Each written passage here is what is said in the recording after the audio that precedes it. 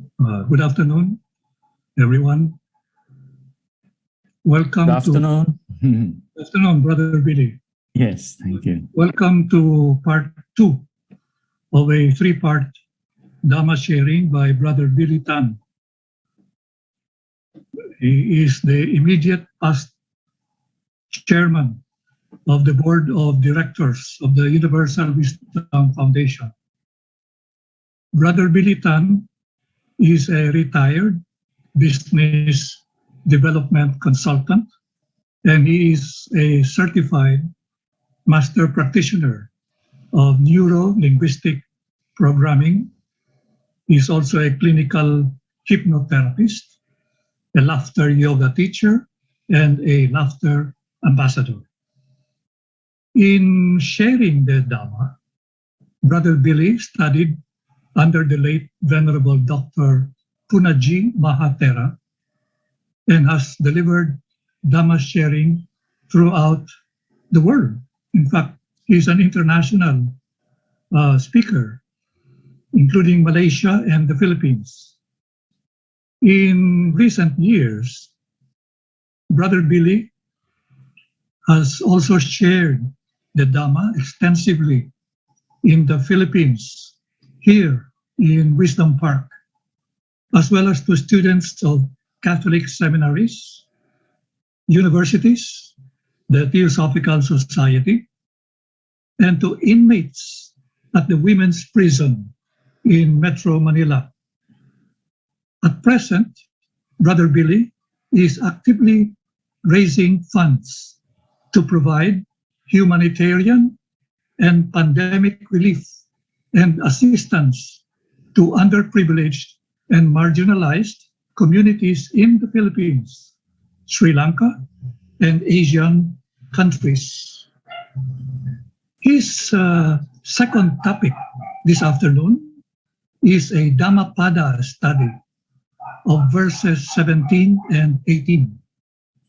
The title is "The Evildoer Grieves, the Welldoer Rejoices."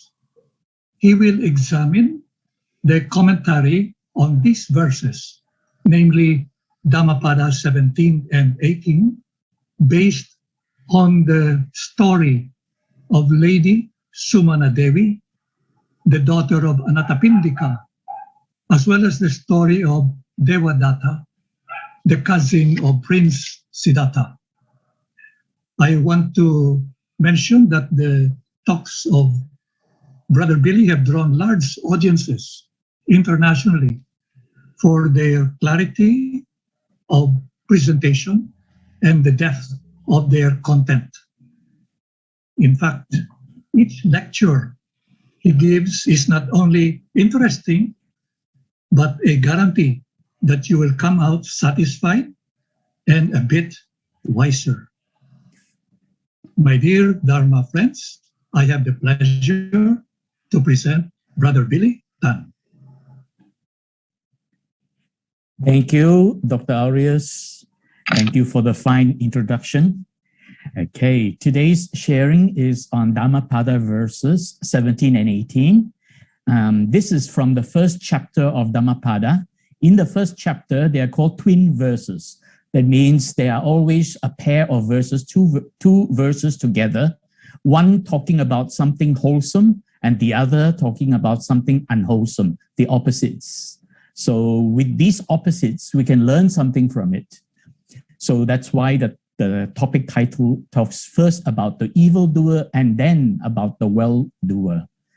Without further ado, I would like to share with you the link to download the presentation slides. You can join us in going through the presentation slides.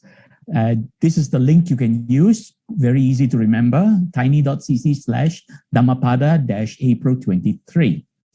Right. So without further ado, I would like to just begin with two verses before 17 and 18. They are also connected. They are basically very similar. So verse 15 says, "The evildoer grieves here and hereafter. He grieves in both the worlds. He laments and is afflicted, recollecting his own impure deeds. Pretty straightforward. It simply means that a person who does evil will feel unhappy somehow, will feel deep inside something hurting him deep inside, right? He will not feel comfortable and peaceful. And therefore he's grieving. And here it says both worlds, referring to the present life as well as the next life. And usually people who do evil, they could be reborn in very woeful planes. Right? The next verse, number 16, is the opposite. It says, the doer of good rejoices here and hereafter. He rejoices in both the worlds. He rejoices and exults, recollecting his own pure deeds. So basically, the key here is if you do good, you will feel good and you will rejoice in the merits of the good deeds that you have done. Exults actually means feeling triumphant. That means you have conquered something. You have conquered evil. So therefore, these are the two verses basically reflecting the two verses we're going to study, 17 and 18. So let's take a look at 17. Right? Here he suffers. After death, he suffers. The evildoer suffers in both the worlds. The thought, evil have I done, torments him deeply. And he suffers even more when gone to a world of woe. Basically, again, here is referring to both the worlds, meaning your present life and then your life when you are reborn after death. And usually the evildoer gets reborn in woeful planes. And if that person has done some very terrible evil things, he could be reborn in hell realm. Right? And basically, as you live through life, if you have been doing evil, this thought keeps popping up in your mind. Evil have I done? You know, you're always reminded of stuff that you have done. Every time you do something, your brain actually stores it as some kind of a memory, and it will keep popping up at its own choosing, because these are just memory of your own actions that will keep popping up, reminding you, and it torments you, and therefore you will suffer. And when you your body dissolves and you pass away from this present life, most likely you will be reborn in a world of woe. That means in the hell realm, or if it is not very severely evil, it might be you could be reborn as an animal. If you have been ill-treating animals, if you have been evil to animals, you could be reborn as an animal.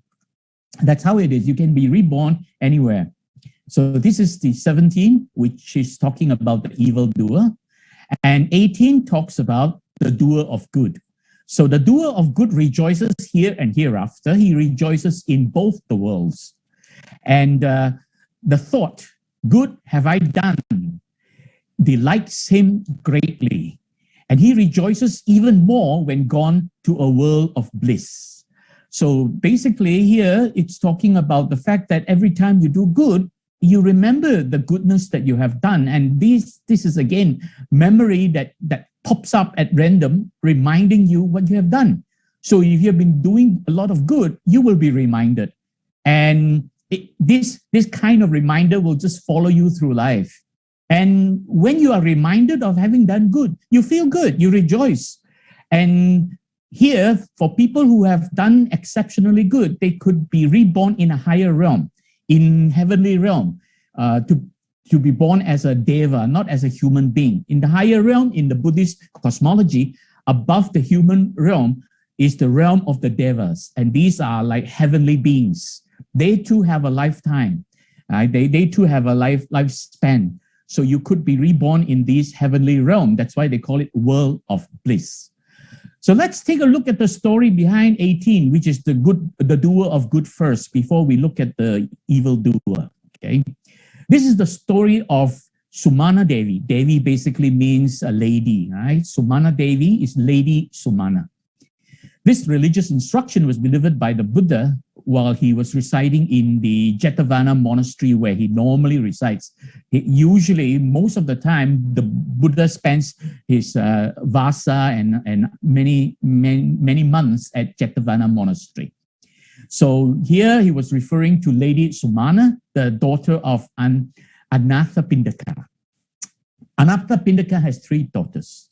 So what happens is this: every day, 2,000 monks took their meals in the house of Anathapindaka because he was a very wealthy man. And there are 2 very wealthy lay people who always offer dana to the Buddha and his disciples. Anathapindaka is one of them, and the other one is a female lay disciple by the name of Visakha. So these 2 often dana 2,000 monks at a time. So whenever Anathapindaka danas the monks, he of course needs help from his own family members to provide or to deliver the food to the tables and all that. So Anathapindaka appointed his eldest daughter, Mahasubhada, to attend to the monks. Now, Maha means greater or higher or elder. So Mahasubhada is the eldest daughter of Anathapindaka. And she became very devoted to the teachings of the Buddha. And as a result of that, she actually attained what is called the fruit of conversion. This is really the first fruition attainment of somebody who practices very devotedly the teachings of the Buddha. I'll talk about that in a moment. What are the different levels of attainment? Okay. So soon after, then she got married, and of course she had to move to her husband's house. And as a result, she can no longer do all this work for the father.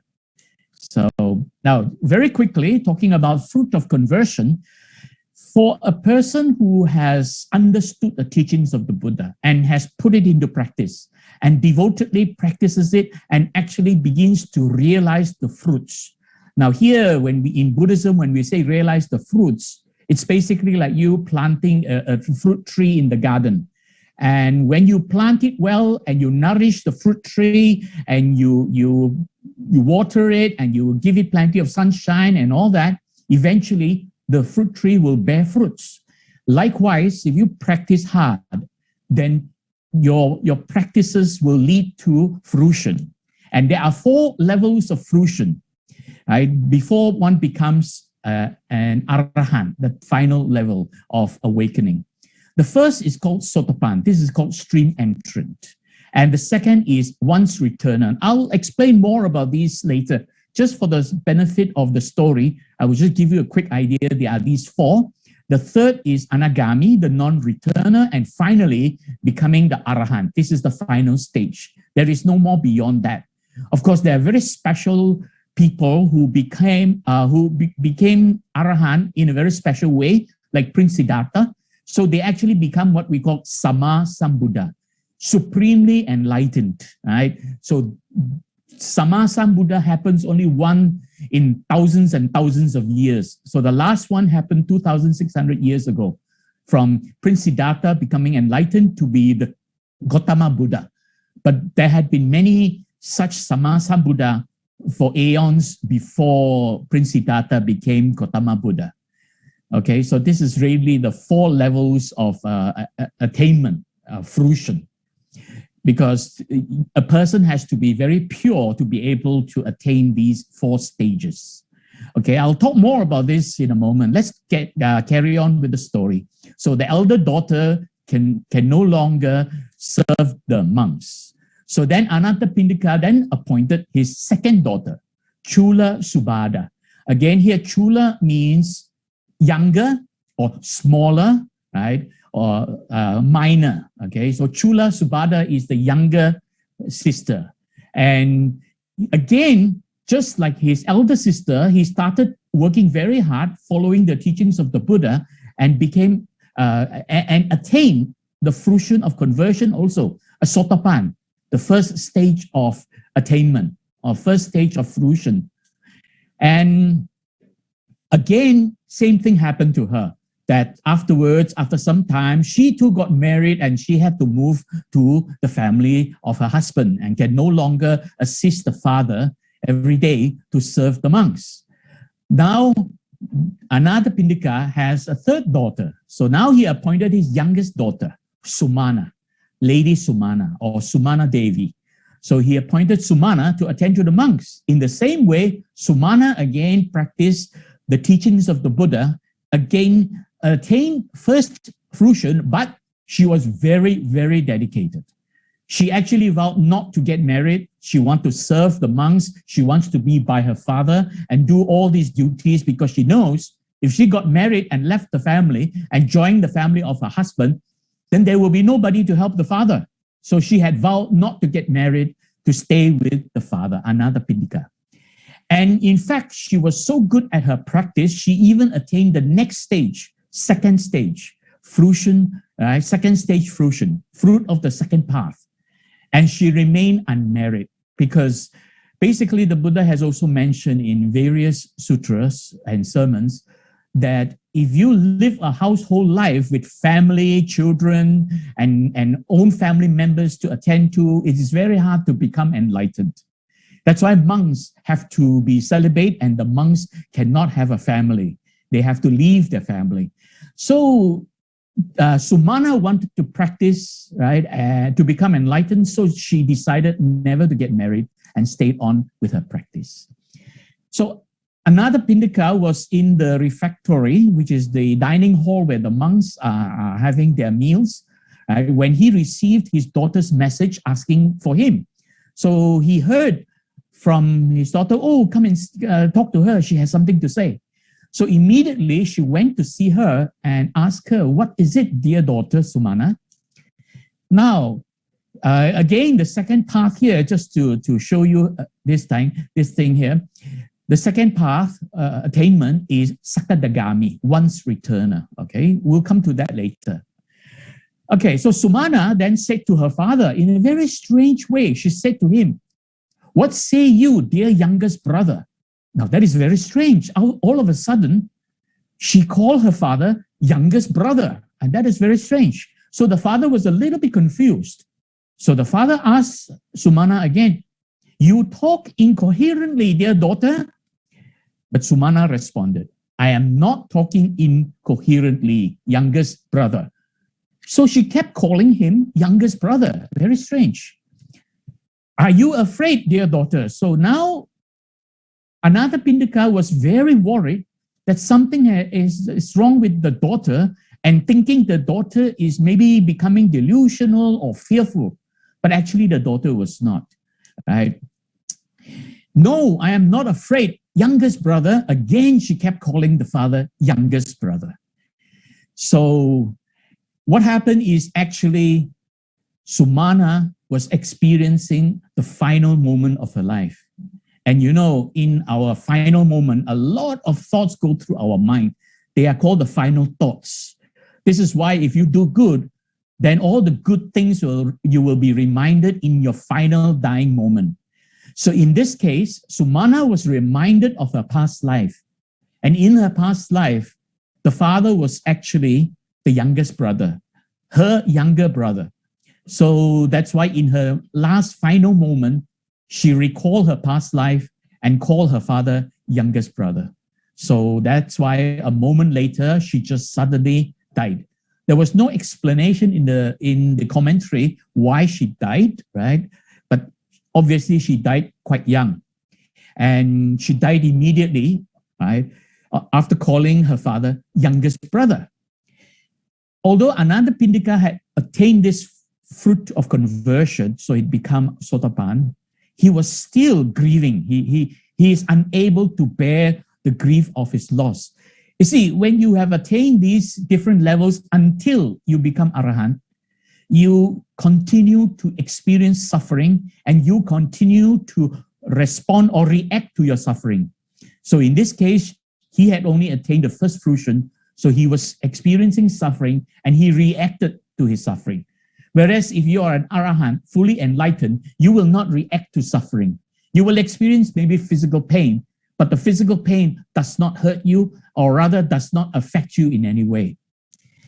Okay, so after he performed the funeral rites over his daughter's body, Anathapindika was very sad, so he was weeping, and then he went to see the Buddha looking for advice.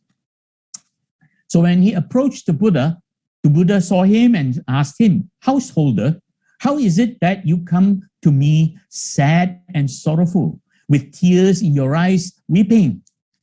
So Anathapindika then explained, "Venerable Sir, my daughter Sumana is dead." "Well, why do you weep? Is not death certain for all?" And Anathapindika then said, "I know that, Venerable, but my daughter was so modest and so conscientious. What grieves me so much is the thought that when she died, she was not in her right senses." So here, Anathapindika thought that her daughter was actually delusional in her final moment. Of course, he didn't quite realize that the daughter was recalling her past lives. And one of her past lives, that the father was actually her youngest brother.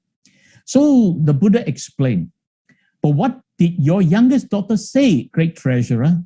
Now, I want to point out about this term, great treasurer. In every town, there is, of course, a very wealthy family.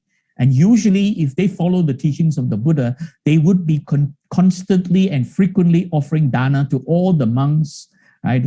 So in this case, Anathapindika was one of the wealthiest people around. So that's why people refer to him as great treasurer, right? So Anathapindika then replied, "Venerable Sir, I addressed her as dear Sumana, but she replied to me, dear youngest brother." So he was very puzzled why she was saying that. So Anathapindika then relayed the whole thing to the Buddha, the whole conversation that he had with his daughter before she passed away. And then the Buddha then explained, "Great treasurer, your daughter did not talk incoherently. You were her youngest brother before. Householder, your daughter was mature in the paths and the fruits. For while you have attained but the fruit of conversion, your daughter had attained the paths of the fruits, right? The second parts of the fruit. Hence, she spoke thus." That means, in this case, for her, having attained this second path, she could recall her past life in her final moment. She could recall her past life, and that's why she spoke in that way. Was that the reason, Venerable? And then, of course, the Buddha said, "That was the reason, householder." "Where has she now been reborn, Venerable?" Now he was curious. And the Buddha, of course, replied, "In the world of the Tusita gods, householder." The Tusita realm is one of the higher realm in a Deva realm, heavenly realm, right? So this is a very common realm where very meritorious, very kind and good people practicing loving kindness, they often are reborn there. Now, at this point, I want to very quickly mention about this rebirth. Rebirth upwards, rebirth downwards. When I say upwards, I mean being reborn in heavenly realms. When I say downwards, I mean being reborn as an animal or even in the hell realm. See, when we are living in the realm that we are, for instance, you and I, we are human beings. If you were to go through life behaving in a normal way as a human being, that means if you're in the human realm, you behave normally like a human, like any other normal human, without doing much evil work or without actually doing a lot of great compassionate work, most likely, and I'm saying most likely, you will be reborn as a human again in your next life. So in other words, if we carry on normally without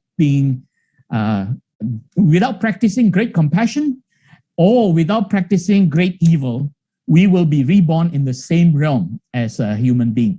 The same with an animal. Animal will be reborn as an animal, right? The same with the devas in the higher realm. They will be reborn in the same realm if they live their life in the normal way in their realm. But if you were a human being and you begin to do a lot of evil work, very great evil things, you hurt people, you harm animals and all kinds of evil things, then most likely you will be reborn in the lower realm. You could be reborn as an animal if you have been harming and hurting animals. You could be reborn even further down, right? You could be reborn as hungry ghosts. That means you're lost. You are constantly craving and you are completely lost. Being reborn as a hungry ghost is worse than an animal. At least an animal can find food. And if you are so lucky to be reborn as somebody's pet dog, a pet poodle, that will be wonderful. Every day you get a lot of attention from the pet owner, you see. So being reborn as an animal is not quite as bad as being reborn as a hungry ghost, because the hungry ghost is constantly starving and craving. You could also be reborn lower down to become to be in the hell realm. Okay. Now I'm going to talk a little bit about that in the next verse, right? The hell realm. So moving on. So this is what had happened. Because Sumana Devi did a lot of good, she was reborn in the higher realm, in the Tusita gods. This is also the same realm where the mother of Prince Siddhartha was reborn, right? After she passed away. So now another Pindika then said to the Buddha, Venerable, while my daughter remained here among her kinsfolk, she went about rejoicing. And when she went hence, that means when she passed away, she was reborn in the Deva world and blissful, because they know in the Deva world, they are blissful. They are not being hurt by evil things. So that's when the Buddha then uttered this statement to another Pindika, right? This is so, householder. They that are heedful, be they lay folk or religious, rejoice both in this world and in the world beyond.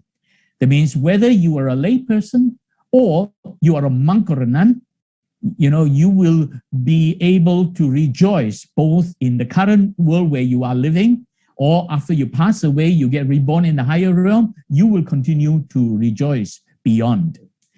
And that's when the Buddha then uttered this full verse. The doer of good rejoices here and hereafter. He rejoices in both the worlds. The thought, good have I done, delights him greatly, and he rejoices even more when gone to a world of bliss. So this is a verse very straightforward. Right? I hope that is pretty clear that the doer of good, if you do a lot of great compassionate work, you could be reborn in a higher realm. Now, one thing I want to say, while we understand this concept of being reborn in the present realm or higher realm or lower realm, there is no guarantee, because it all depends on the cumulative effects of all the karma you have accumulated in your present life and also in your past life. So in other words, there is no such thing as, if you do good, you will definitely be reborn at a higher realm. There's no such thing. There are people who do a lot of good. Actually, if they only make one simple mistake at the near the time they're dying, they could be reborn in the lower realm. And there was such a case of a Queen Malika, right? And she was a very good person who did a lot of great things. But in the last moment, she did something unwholesome just for a moment. She was reborn in the hell realm for a brief moment, just only 7 days. And after 7 days, she passed away in the hell realm, was reborn in the Deva realm. So in other words, the bad thing that she did basically took effect when she died and she was reborn in the hell realm. But then the accumulation of all the good work that she had ever done came and benefited her. And when she died after 7 days in the hell realm, she was reborn in the Deva realm. So this is really something there is no guarantee. I just want to point out that the Buddha has explained these things, but there is no guarantee. Now, there are people who will tell you, if you do A, B, C, and then you will be sure to go to the higher realm. There's no such thing, because you're only referring to your present life. Whether you are reborn in a higher realm or a lower realm, it is also dependent on a few things. One of them is the cumulative effect of all the karma you've ever done in your past life that have not yet ripened, and it could ripen at the time of your death, as well as your dying moment. If in your dying moment, your thought your thoughts are clear and good, you could be reborn in a higher realm, right? If your dying moments, your thoughts are evil, you could be reborn in a lower realm, even if you have done a lot of good. So therefore, there is no guarantee which way you go, okay? So bear in mind that this is just the general concept of rebirth. There is no guarantee what will happen. Now let's take a look at verse 17. This is a very, very interesting verse about the cousin of Prince Siddhartha. Now, one more thing I want to point out, I said the cousin of Prince Siddhartha. I didn't say the cousin of the Buddha for a very simple reason. Because when Devadatta was the cousin of Siddhartha, and when Siddhartha became enlightened as a Buddha, he's neither the same nor different. You cannot say now Devadatta is the cousin of the Buddha. No. Devadatta was the cousin of the person before he became enlightened as the Buddha. That's why I always remind people, Devadatta is not the cousin of the Buddha. Devadatta is the cousin of Prince Siddhartha. And this is really the verse referring to him. Here, he suffers. After death, he suffers. The evildoer suffers in both worlds. The thought, evil have I done, torments him deeply. And he suffers even more when gone to a world of woe. Okay, so let's go back to the story of Prince Siddhartha when he was young. He was very good at a lot of things. He was very intelligent. As a young man, extremely intelligent. And his cousin is this Devadatta, who is always envious of him.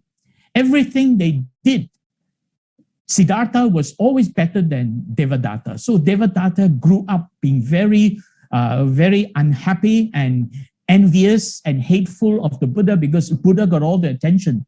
In fact, the Buddha married Yasodhara, the sister of Devadatta, right? The cousin. So they are cousins. So Siddhartha married Yasodhara, okay?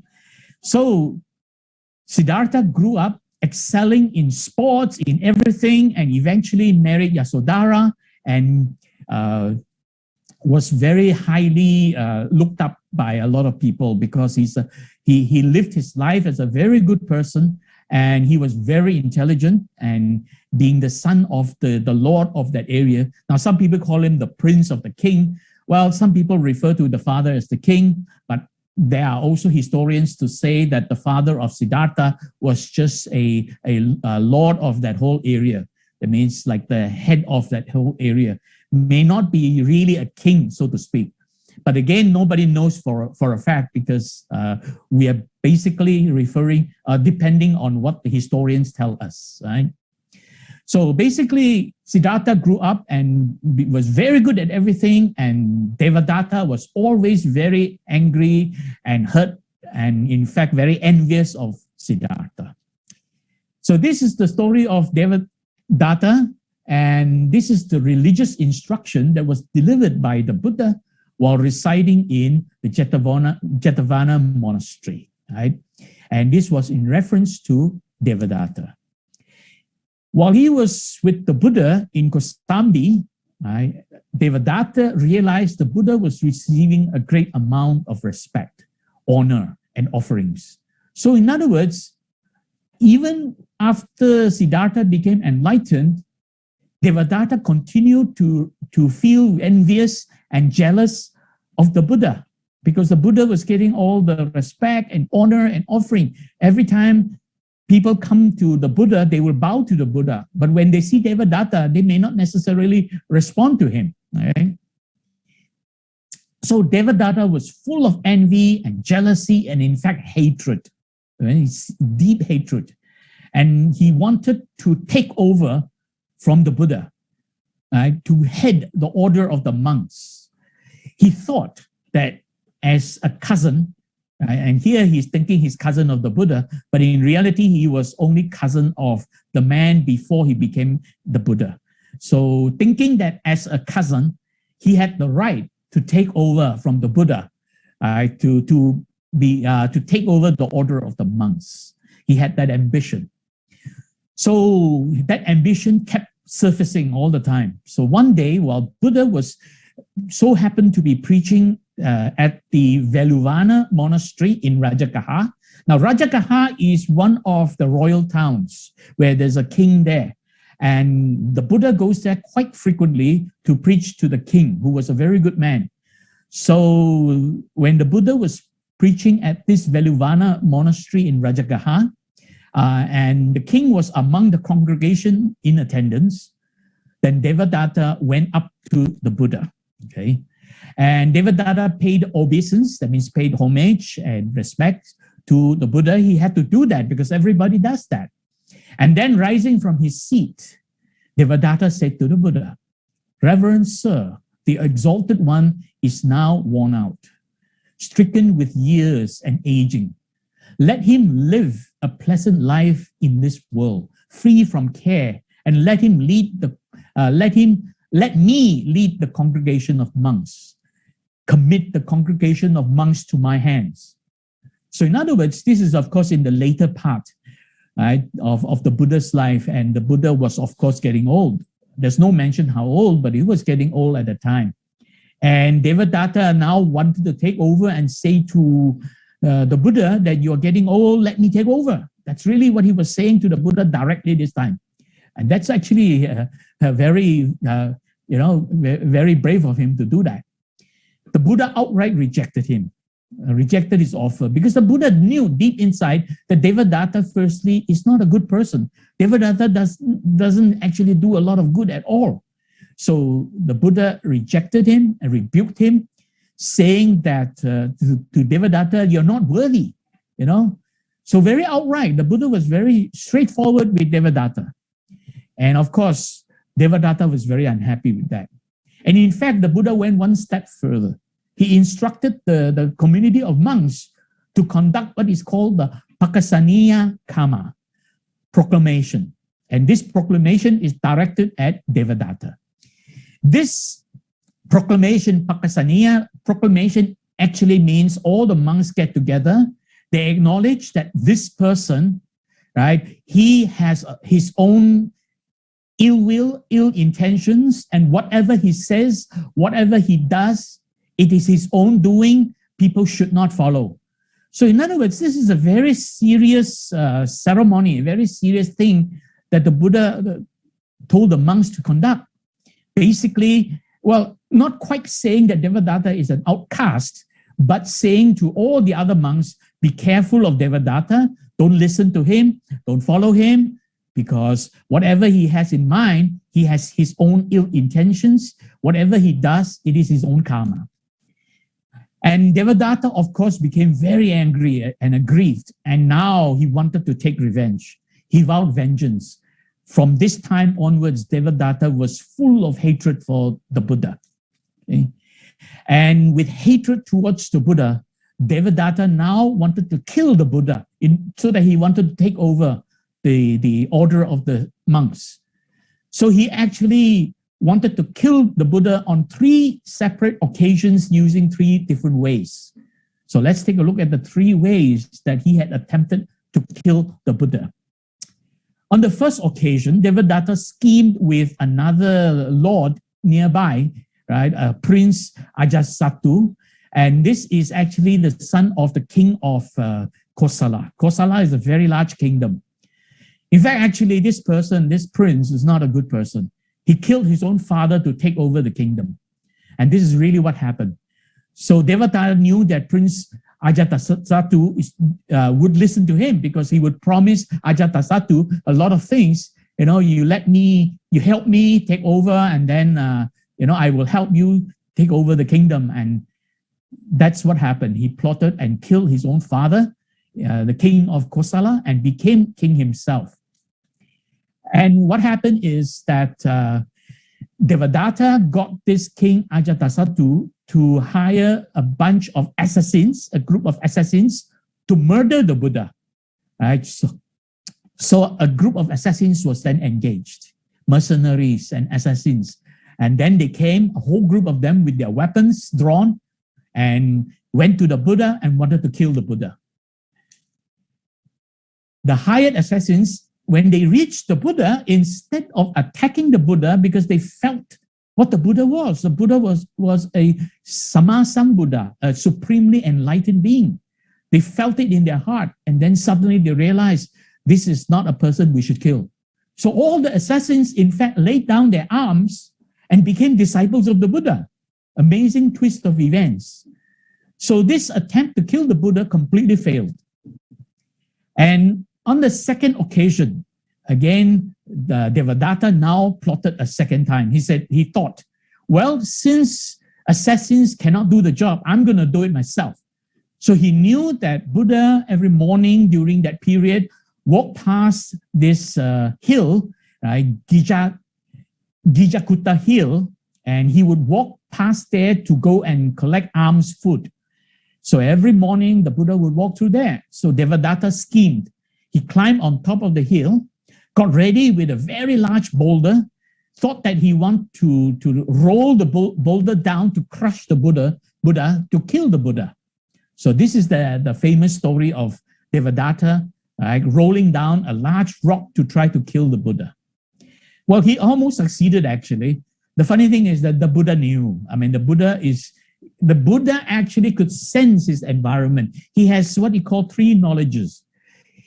Not only can he see his own past lives, he can also sense other people's thoughts and their past lives. So he knew that. So when the big rock came tumbling down, the Buddha just stepped aside, right? So even though the Buddha stepped aside, somehow the rock kind of rolled a little bit and hurt the Buddha's toe. So it didn't kill the Buddha or crush him at all, but it did cause some hurt to his toe.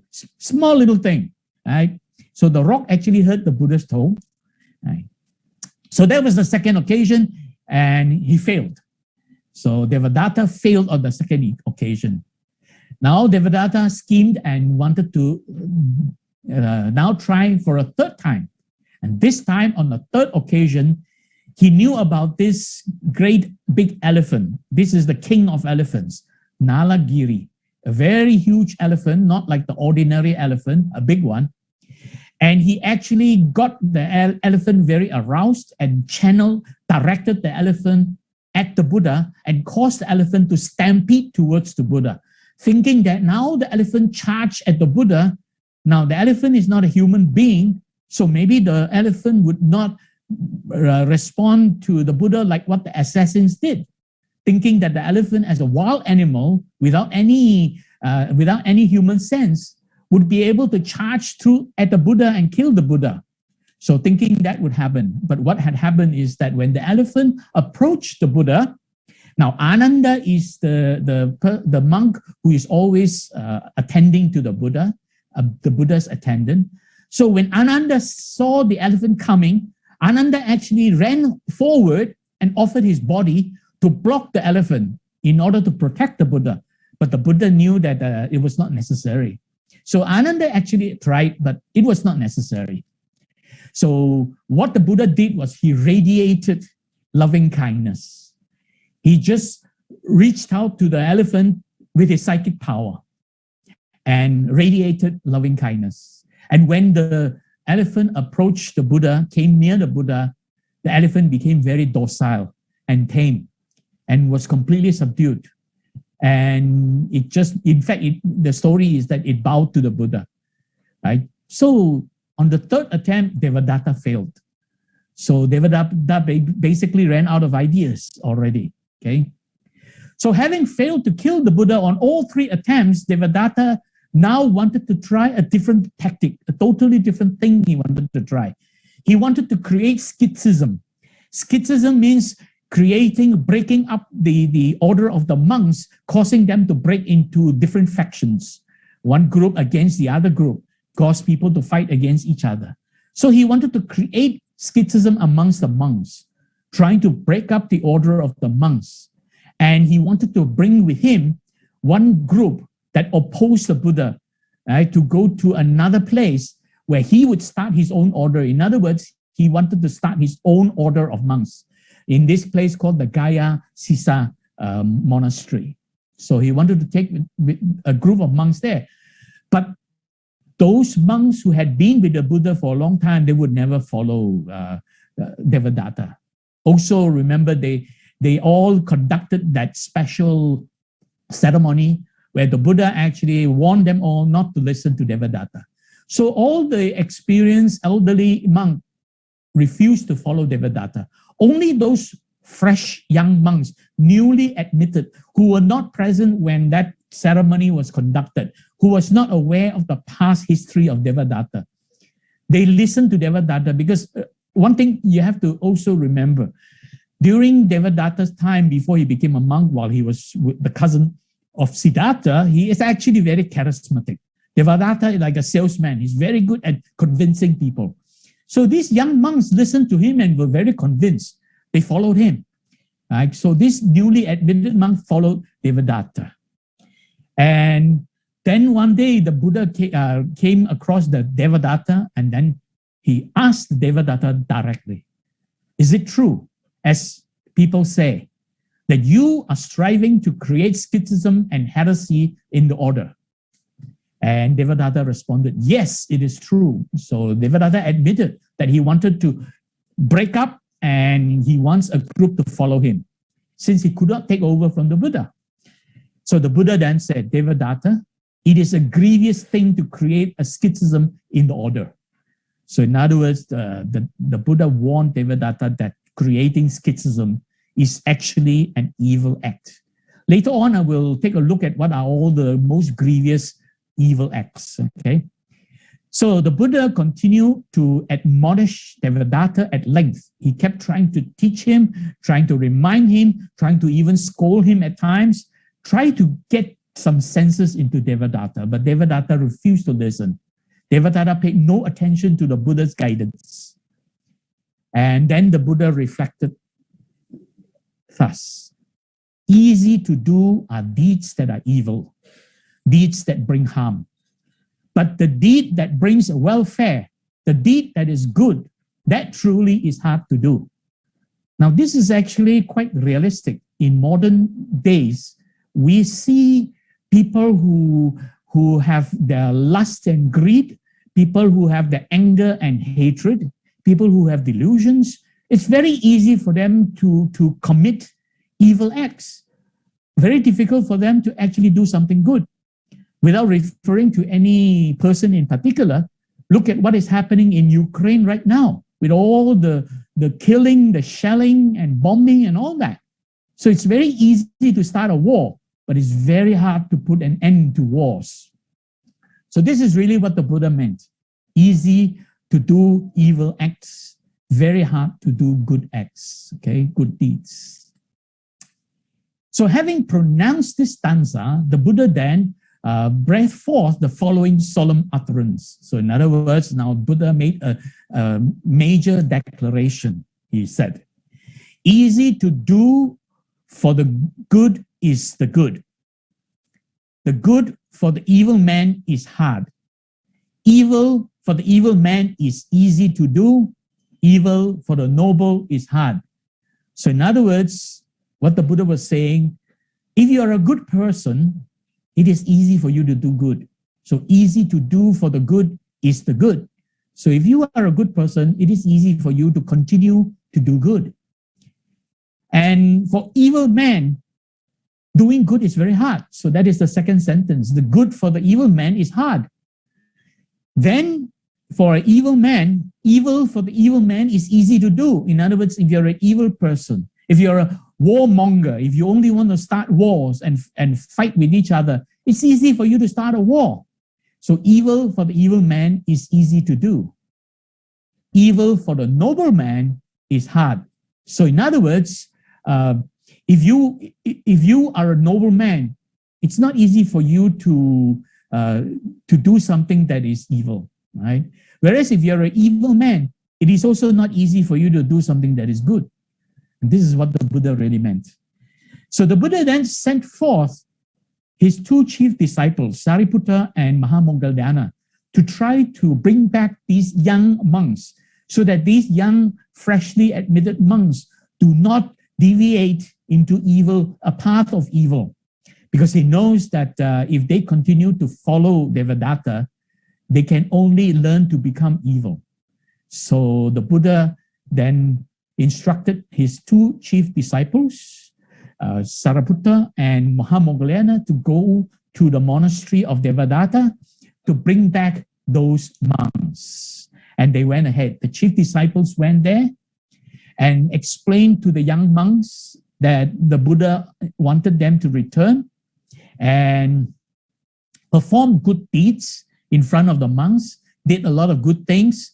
They were very kind to the young monks, and they brought back several of them. Most of them came back, right? So in other words, these young monks who were lost, these young monks who were misdirected, they listened to Sariputta and Mahamoggallana, and they followed them back to the Buddha's monastery. Whereas there were a few who were very close to Devadatta, they remained with Devadatta.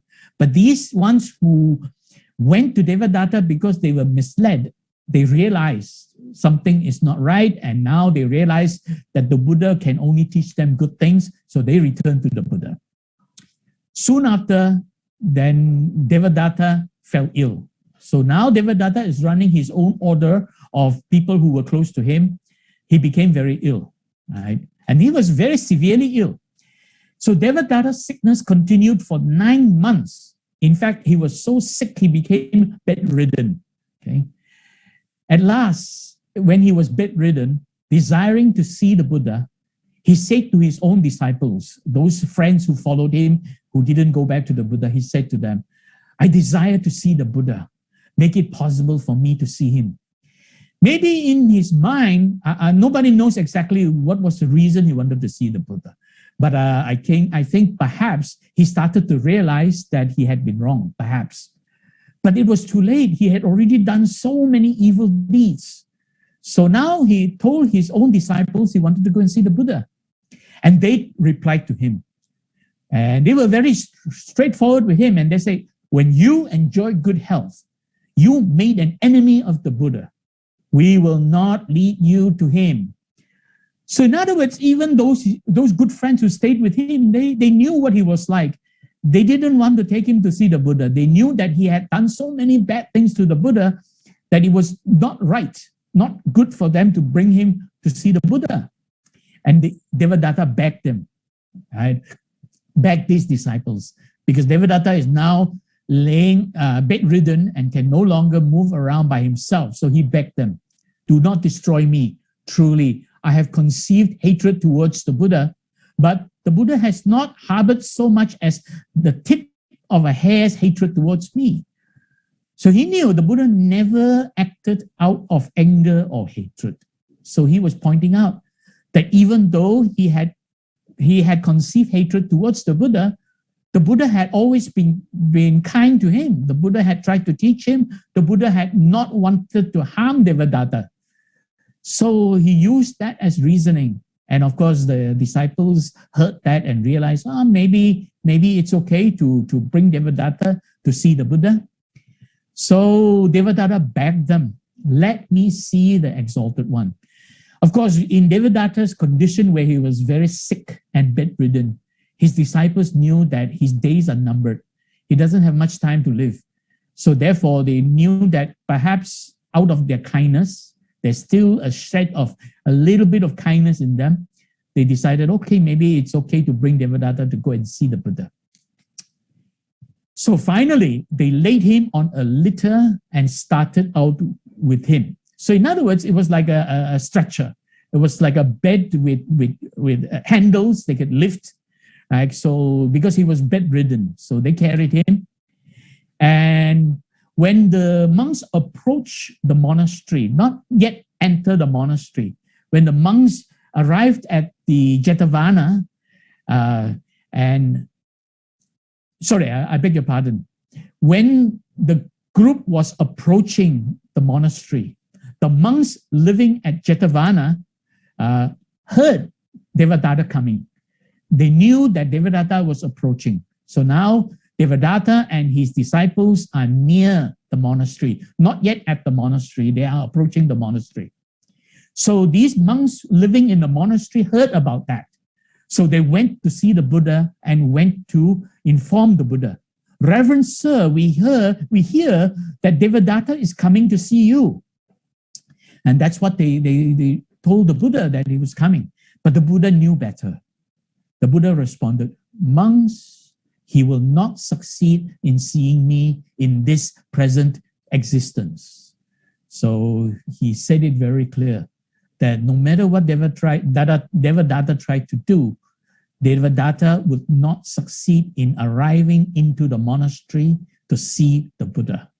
The Buddha knew that because the Buddha has these powers where he could actually see what is happening. Yeah? He could actually see other people's karma rising and falling and how it is happening. So the Buddha knew what would happen to Devadatta because he had these special psychic powers. So the monks kept saying, Reverend Sir, he has reached such and such a place. He is now near. So in other words, they were keeping track of the progress of Devadatta's arrival. As Devadatta approached closer and closer to the monastery, they kept reporting to the Buddha that Devadatta was now getting closer and closer. Okay, and the Buddha then replied, monks, even if he enters within Jetavana, he will not succeed in seeing me. The Buddha knew even if Devadatta managed to step foot into Jetavana, Devadatta would still not be able to see the Buddha because the Buddha knew what would happen next. And this is really what happens next. Those who came with Devadatta set the litter down on the bank of the lotus lake at Jetavana. So in other words, as they were approaching very close to Jetavana monastery now, just outside the monastery, there was a lake. And of course, remember, these are the disciples of Devadatta had been carrying Devadatta over a very long journey. And they are, of course, very sweaty and feeling very dirty. So they also realized who the Buddha was. So they wanted to clean themselves up before they entered the monastery so that they would now take a bath and then they would enter the monastery feeling clean and not full of sweat and dirt and all that. So the disciples went into the lake and started bathing in the lake, leaving Devadatta on the stretcher next to the lake.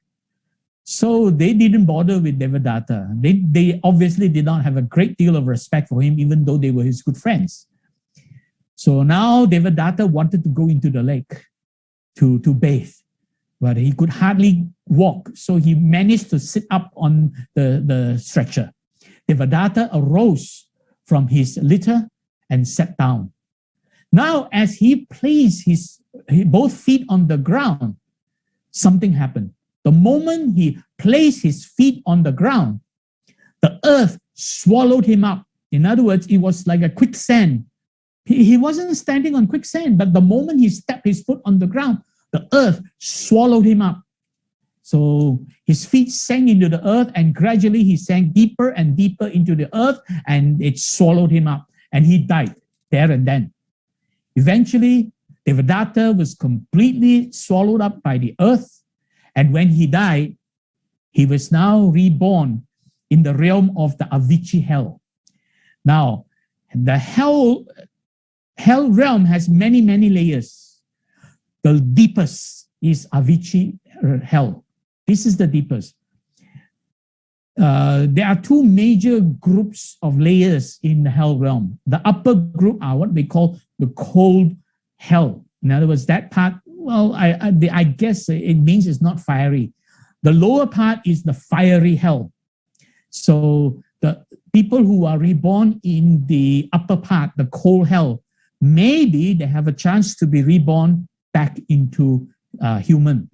That's what happened to Queen Malika. Okay, she was reborn in the higher hell realm for 7 days and got reborn back as in the Deva, at the realm of the Deva. But in the case of Devadatta, he descended to the deepest realm, the deepest of all the hell realm, burning hell. This is the lower part, which is burning, the hot hell, they call it, not the cold hell. So Avicii is the lowest, the deepest, right? So he was completely swallowed up, and went to the deepest part of the hell realm. And people who are born in that part of the hell realm, they have no escape. There is no way they can ever come back as a human or anything. They will stay there. That's it. Eternally, they will be reborn over and over in that deepest part of the hell realm. And that is what happened to Devadatta. Let's look at why. Now, the Buddha pointed out that there are 5 what he calls anantarika karma. Anantarika karma means immediate, torturous, hellish karmic consequences. Now, there are 5. If you do any of these 5 hyenas karma, these 5 of the worst things you can do, then you will face this immediate, torturous, hellish karmic consequence called anantarika karma. In the this is also mentioned in the Mahayana tradition. It is called Panchanantarya. That is the Mahayana, and also in the Tibetan tradition. That is the name, Panchanantarya. This is the name in the Mahayana and the Tibetan tradition. In the Theravadan tradition, it is called in Pali Anantarika karma. Basically, there are 5 things if you ever do, then you will experience this immediate, torturous, hellish karmic consequences. And when you die, you will descend to Avici Niraya, the deepest hell realm. Okay, that is killing one's father. And this is patricide. When you kill your own father, then you could experience this immediate, torturous, hellish karmic consequence. Killing one's mother, matricide, and killing an arahant, a fully enlightened person. You kill an arahant. Now, nobody, from what we have understood, nobody can kill a Buddha. You can only hurt a Buddha. So causing hurt to the Buddha where the Buddha sheds blood, shedding the blood of a Buddha. And that's what Devadatta did by rolling the stone, and the stone hurt the Buddha's toe. And that, of course, would have caused a lot of pain to the Buddha, physical pain, but the Buddha would not suffer from that. So that itself is one of the 5 hyenas karma. Okay, and this number 4 also includes destroying what the Buddha has done. In other words, it's not only the body of the Buddha, not only limited to harming the body of a Buddha, but also the work of a Buddha. Now, bear in mind that the body is just a vessel. It has no meaning by itself. So the activity of the body produces outcome, produces results, doing work. And so when the Buddha does a lot of work, like building up the Sangha, right, and teaching people, if you were to destroy the Buddha's teachings, if you were to destroy the order of the Sangha, then you would have committed number 4. Okay, so in other words, people who are all out to destroy the teachings of the Buddha, they would be committing number 4. Number 5 is causing schism, heresy, breaking the Sangha up. And basically, the Sangha is the assembly of Buddhist monks, nuns, and Arya Savaka. Arya Savaka is including the lay disciples, these who have attained a certain level.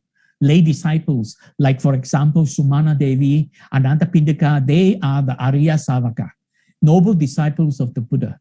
So if you were to cause schism, cause them to break up and cause them to fight with each other, then you are causing that schism, you would be guilty of number 5.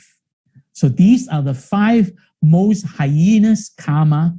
If you ever do this, you would experience torturous, hellish karmic consequences, which is exactly what happened to Devadatta, because he actually did 2 of them, number 4 and number 5, he did that.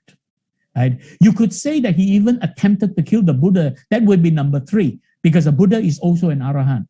So he had attempted, even though he did not succeed, he had attempted the intention. So the Buddha did say, intention is karma. So the intention to kill, that itself, you have created the karma. So Devadatta's intention to kill the Buddha, he would have also violated number 3. So he would have done 3, 4, and 5.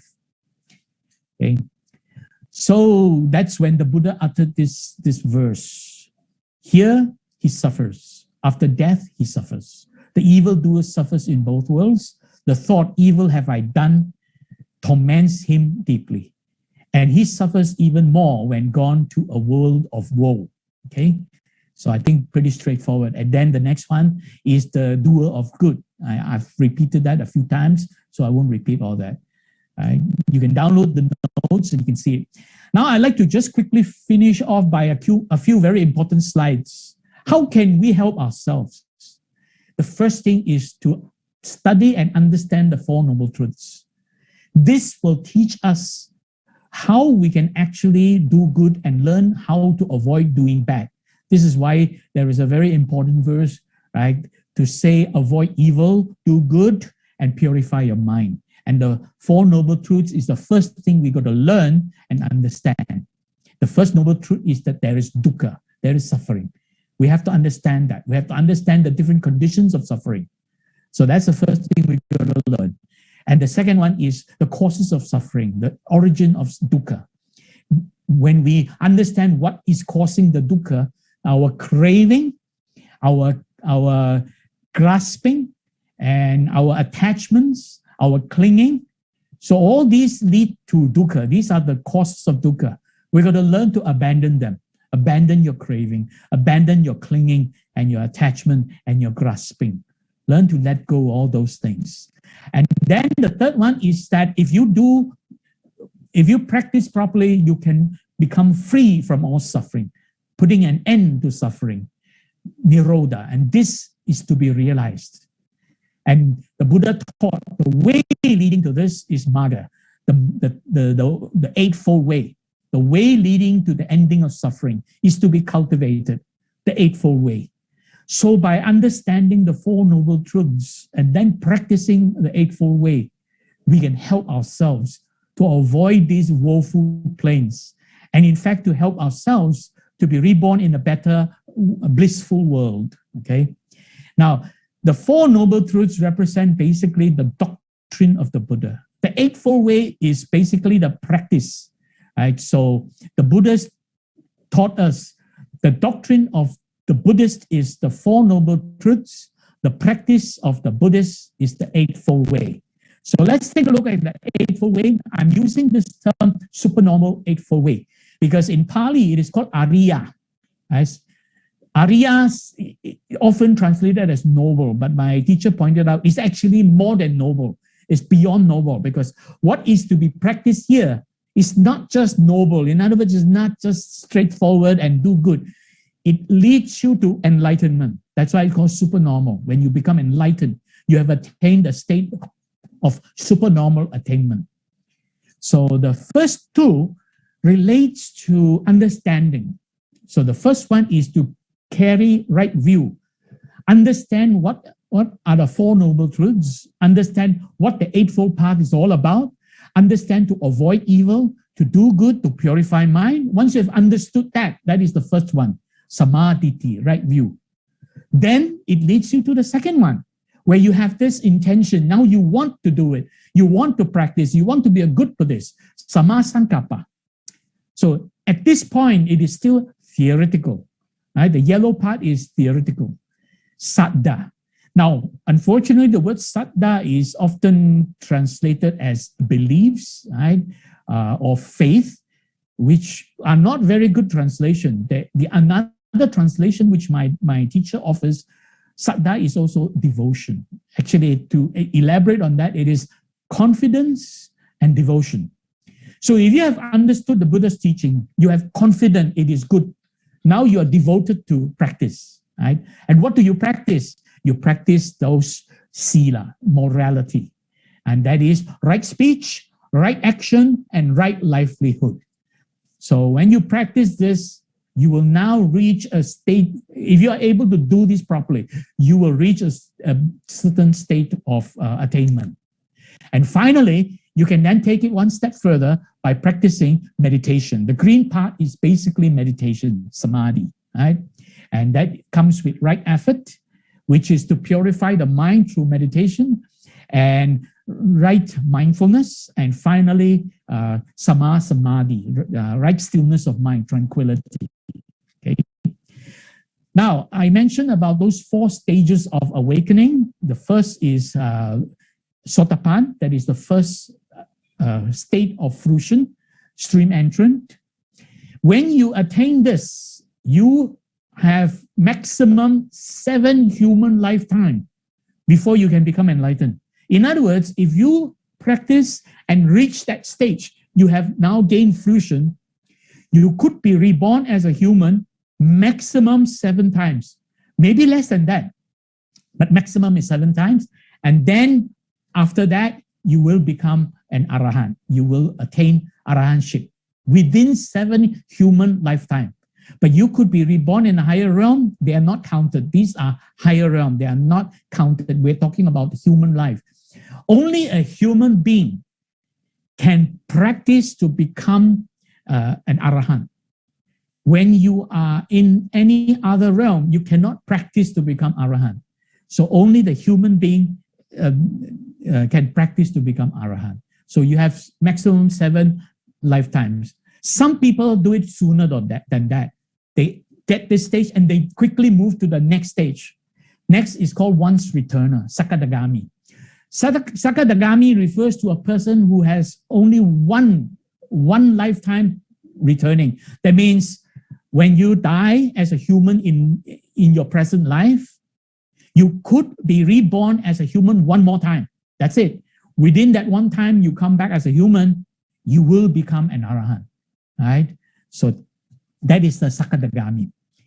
The third one is a person who is already almost there. He's standing at the door, almost at the door of enlightenment already, non-returner. That means a person who has reached that attainment within the current lifetime, by the time he passes away, he would become an arahant, right? And then, of course, the fourth is the arahant, the one who has attained the highest, most supreme bliss and free himself from all suffering. It's also called the breaker of bonds. That's the meaning of the word arahant, okay? Ara are basically bonds, things that tie you to existence. Arahant means to break it up, break away. So it's like having a chain. We are living in this samsaric world. We are continuously being reborn. So, and these bonds are the 10 fetters, right? So let's listen to what my teacher has to say about this sotapan.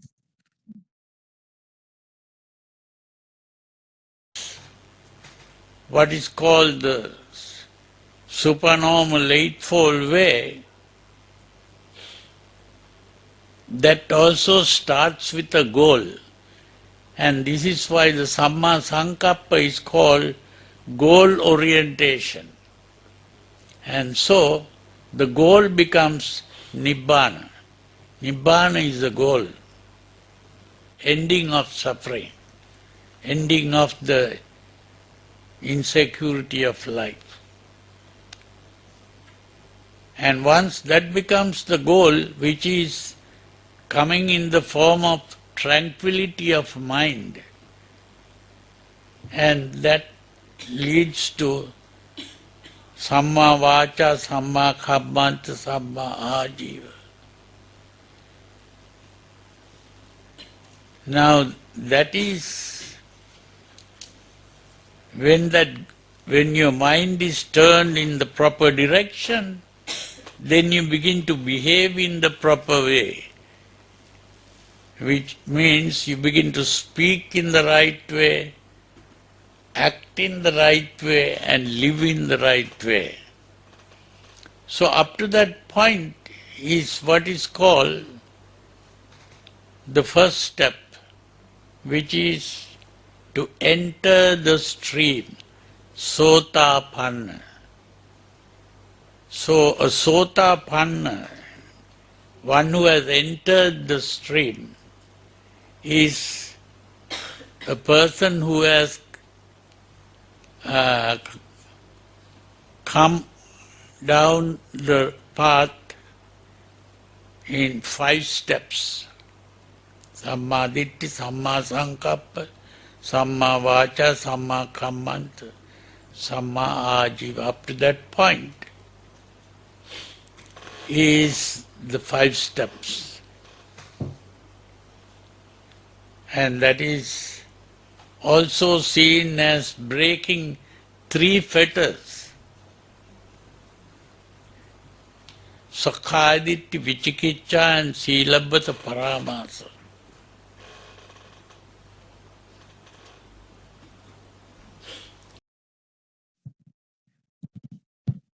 So Bhante was saying that we practice these 5 things, the first 5 of the Eightfold Way. This is enough to reach that first stage of Sotapanna, right? So if you want to go beyond, then of course you can go into meditation.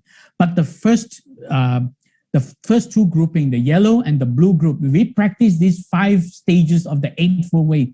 That alone is enough to let you realize this stream entrance, right?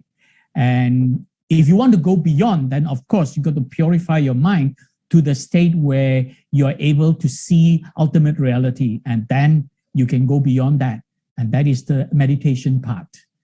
So you just have to think good, to speak good, and do good, and you can become a Sotapanna. Meditation is not absolutely necessary. It helps you to purify your mind. It helps you to become calm. It helps you in many ways, but it is not necessary, okay? And the 10 fetters, I'll just quickly run through. I won't go into details. These are the 10 different things that bond us to existence. So maybe I'll speak about this some other time. If we are able to eradicate the first 3, then we become stream entrant. So in other words, to qualify to be a stream entrant, we have to get rid of this personality perspective, this confusion, cognitive dissonance, and this heteronomous morality where we are self-centered in our morality, right? If you are able to then reduce the next 2, which is lust and ill will, substantially reduce, then you can reach that second stage, Sakadagami. And if you're able to eradicate all 5, you will reach the third stage, which is Anagami. And finally, when you're able to eradicate all 10 fetters, you will then reach the stage where you are now an Arahant. So this is really what is meant by the 10 fetters. We got to learn to eradicate them. Break the Arahant is the breaker of bonds. These are 10 bonds bonding us to existence. And that is what the Arahant has accomplished. And this is the summary, so you will be able to see this page, right? And with that, I end my presentation. So I hope this has been helpful. If you have any questions, please turn on your mic, raise your hand or whatever. I pass back to the moderator. I've completed my presentation. Brother Billy Yes. always gives very, very inspiring Dhamma talks. He is consistently, he always gives justice to the Dhamma by his always being concise, clear in presentation, and in total organized lectures. Very interesting, Brother Billy. If there are any questions, Brother Billy is ready to answer your questions. I have a question, Brother Billy. Yes. When you were talking about Devadatta plunged, who went to Avicii hell, did I hear the word eternal? Because as far as I understand, in the wheel of life, the 6 realms, uh, everything there is impermanent. Even if you stay for millions of years Yeah, in yeah. hell, you will eventually get out of it. So Okay. I would like to be clarified. Yeah, what I meant is not eternal, because when you have reached that level, the Avicii hell realm, this is really a person will live a very long life. In fact, according to the commentaries, one lifetime in the Avicii realm is trillions of years, and your life will come to an end, and you will be reborn. But as I pointed out, if you don't do something above what that realm means, you will be reborn back into that same realm. So in other words, Devadatta could well be reborn over and over again in the Avicii hell realm. It's not eternal as in endless life. There is a lifespan, but according to the commentary, the lifespan is, I don't know how they come to it, but it's trillions of years. So in other words, it's very, very long lifespan. And when the life comes to an end, you would most likely be reborn in that same realm. Now, the understanding is that whatever realm you are in, if you don't have an opportunity, or you did not practice something to do things beyond your normal realm, you will be reborn back in the same realm. Or likewise, if you didn't do something very bad, you will not be reborn lower realm. So as a human being, if we continue to live the life of a normal human being, doing some good, maybe making some mistakes, we will still be human being. But if we did evil, we will reborn lower. If we did great compassionate work, we will be reborn higher, just like what Sumana did. Sumana Devi did that. So it's not forever. There is a lifespan. So in Avicii hell realm, you have no chance of getting out, because you have no chance in that hell realm to do anything higher than what that realm represents. Yes. That's my understanding. Yes, because the suffering there is too extreme. Too extreme because of those 5 hyenas karma. Right? I don't like to use the word sin. It's not, because in Buddhism we don't use the word sin, but these are equivalent to what the Christians would say, the greatest sins of all. Yes, yes. Related to that, Brother Billy, let us go to the life as a Deva, in the Deva realm. Mm-hmm. It's also not permanent, is it? No. So what I'm bothered about is when is this going to end? We have been sinking in samsara for eons in this ocean of suffering. Okay, so yes. Yeah. So if you had cultivated to the state of a Sotapan, like for example, what Sumana Devi is actually Sakadagami, her father and her 2 sisters are Sotapan. They are now reborn in the higher realm. Yes. At some point in time, when the time is right, they will be reborn as a human, because when you're a Sotapan, as I pointed out, maximum 7 lifetimes. So at some point in time, you'll be reborn as a human being, not because you are downgraded, so to speak, but it's time for you to gain enlightenment. So you'll be reborn as a human being, maximum 7 times. You will become an Arahant, and when the Arahant's body dies, then that's it, end of story. That person, there's no longer any more suffering. You're freed from samsara. Now, it is also possible for a person who has reached a state of anagami, which means normally when you have reached the 3rd state of attainment, you will become an arahant within the same lifetime. But it has been known that there are people who, during that lifetime as anagami, for some reason the conditions were not right, they did not become enlightened. They did not reach arahantship. They did not completely eradicate all 10 fetters, but they did eradicate the first 5. So they were anagami. Then when they die, they will be reborn in the realm called Sudavasa. Sudavasa is a realm very high up in the Deva realm. When an anagami is reborn in the Sudavasa, that anagami will become arahant when the life in the Sudavasa ends. So in other words, if you are an anagami and you did not attain arahantship, you did not eradicate all 10 fetters, you eradicate 5, more or less almost there. When you die, you will be reborn in Suddhavasa.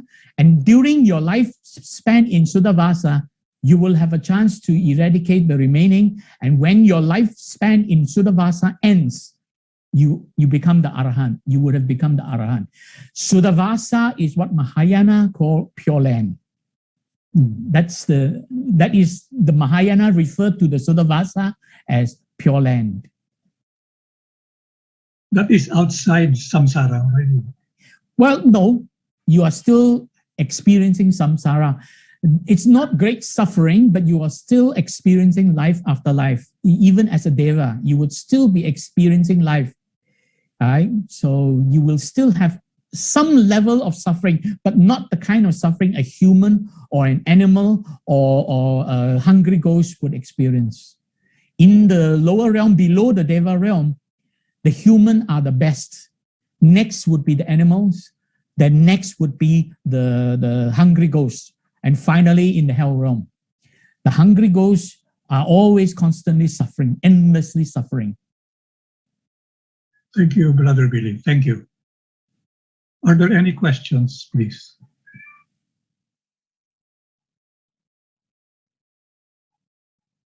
No more questions? I have a question. Brother Billy, my name is Pui Liu. Yes. Okay, hi, Brother Billy. So just 3 things. One is that the first one is technical. I couldn't download your PowerPoint slides. Oh. It says the link is not there. Sorry, the Azan is on. Number 2 is this Devadatta, according to Narada, he will be reborn as a Pacheka Buddha. Not sure when, but in Narada's, the Buddha in his teachings.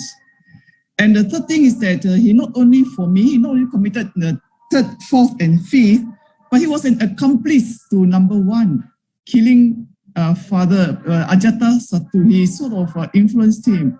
Yes. Yeah, thank you so much, Brother Billy. Yeah, I did hear that there is some way out, but we don't know. All these are commentaries, so we are only interested in just learning from the commentaries. So one important thing about karma and rebirth, don't get too attached to it, because a lot of the stories about karma and rebirth, there is no great certainty. I mean, we are depending on what we read, depending on what the monks have commented over the centuries. So of course, there are people who say you can't get out of hell realm, right? But in the lowest level, it's very, very hard to get out of it. You have to do something beyond your level, right? So as far as other commentaries or other teachers explaining that Devadatta got out of it, well, I don't really know. I must apologize. I didn't spend a great deal of time studying what would happen to Devadatta after that. But what is important is for us to realize that if you do those very heinous crimes, very heinous karma, then very terrible things will happen to you. And that's enough for us to understand. The details, nobody really knows. Right? I hope that answers. Any other question? Other question? Any question? If there are no more questions, I would like to thank, on behalf of the Universal Wisdom Foundation, Brother Billy, for another fruitful afternoon. And may I invite everyone to the 3rd and last Dhamma talk of Brother Billy, which will be announced very soon in our Wisdom Park announcements. So before we part, may we invite everyone for the dedication of merit. May the merit and virtue accrued from this work adorn Amitabha Buddha's pure land, repay the 4 great kindnesses above, and relieve the suffering of those on the 3 paths below. May those who see or hear of these efforts generate Bodhi mind, spend their lives devoted to the Buddha Dharma, and finally be reborn together in the land of ultimate bliss. Homage to Amitabha Buddha. Namo Amitofu. Namo Amitabha. Namo Amitofu. Namo Amitofu. Thank you very much and have a pleasant afternoon.